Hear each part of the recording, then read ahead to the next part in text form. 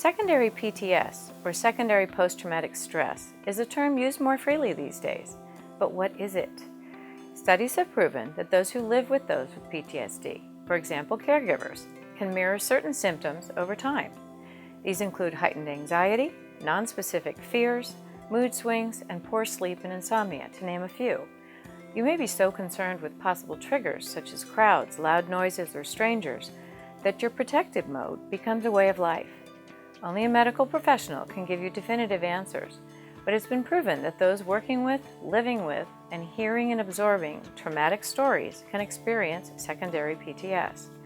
You may also feel as though you're walking on eggshells and reflecting your family member's symptoms. While it may not be in the diagnostic manual yet, finding these symptoms in spouses, family members, and even children is becoming more common. If your family member shows hypervigilance, anger outbursts, insomnia, fear, mood swings, and exhaustion, you may also accumulate these reactions and exhibit them. It's understandable that those living in the household may show these effects of the emotional and sometimes physical reactions of someone with PTSD. In children, this may be called generational PTSD. You may also hear this sometimes called secondary trauma, explaining the indirect exposure to the shared story or shared living with PTSD symptoms. Become more aware of your personal health, changing reactions to words or events, and your emotional health. These may extend to your physical health if you model chronic fatigue, poor eating, little exercise, and lack of energy.